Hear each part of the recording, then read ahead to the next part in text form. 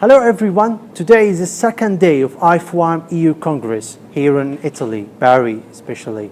A lot of people are coming from around Europe to discuss and debate about organic agriculture and what kind of regulations they need to improve and apply and to move organic towards sustainability, to be more sustainable, also to care about the rural area and create more innovative solutions. Today we are going to do very interesting interviews with experts, and we are going to make an interview with the IFOAM EU President and ask him about the recent policies and his opinion about IFOAM EU Congress. So let's go to see it.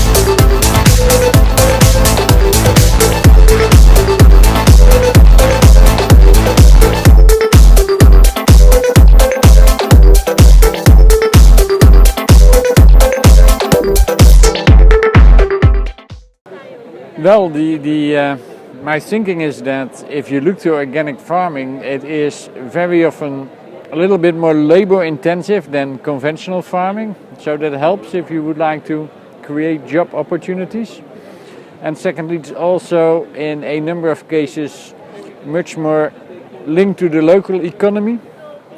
Of course, there is organic farming where organic products are traded all over the world, and we don't grow bananas in Europe, at least not in most parts of Europe. So then you have to trade them. But a large amount, I think, of the organic production is also sold regionally. So that helps regions to, in that sense, to survive. And it helps them not to buy a lot of inputs from elsewhere, from, for instance, the chemical sector, because what you essentially do is that you try to substitute some of those chemical elements by knowledge of the farmers. So in that sense it helps in the regional employment.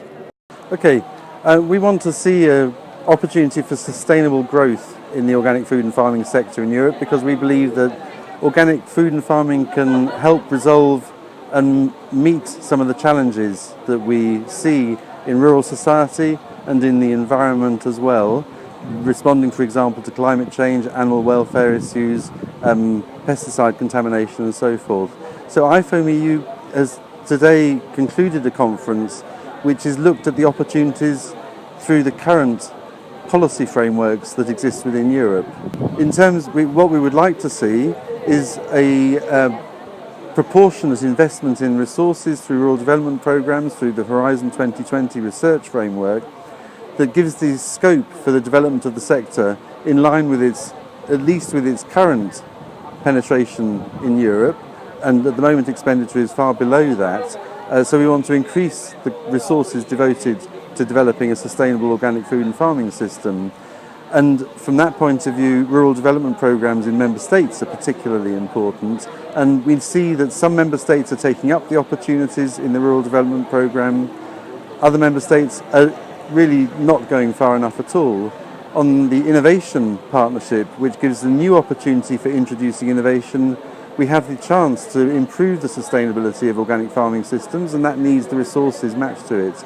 And finally, as organic farmers, we're controlled by the organic regulation, and we're very keen that the new proposed regulation from the European Union does successfully enable continued growth and security, whilst also ensuring that the highest principles and integrity is maintained to ensure consumer confidence.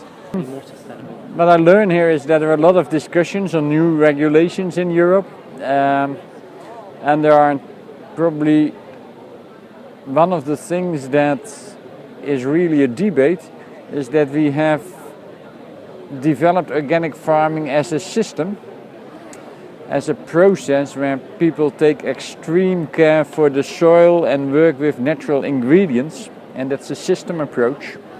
And we have started to not explain that to the consumer, but just say it's pesticide free. And now you see that some people say, oh, then I should test on pesticides. And then there is the conventional farmer around them. There is water in canals, in rivers that is used for irrigation that has some pesticide particles in it. If you ship it in a lorry which has been used for conventional food, you get some contamination or a risk of that. And the methodologies, the laboratories to find small particles are extremely efficient nowadays, so they can find everything. So there is a real problem probably, or a discussion on should we really go into checking all these things, or should we tell the stories? And I think we are going to an experience economy. So my dream is that you make the farms transparent and put your videos on YouTube on what you do and explain the consumer what you do, and learn the consumer that there is not a zero risk. We drive our cars, and therefore there's also a risk that if you buy some natural produce, that there is a very small chance, if you send it to a laboratory, that you find something small which comes from a lorry or contamination of a box or neighbors. And of course you should not tolerate fraud, that's something else, but we should learn to make that difference, I think.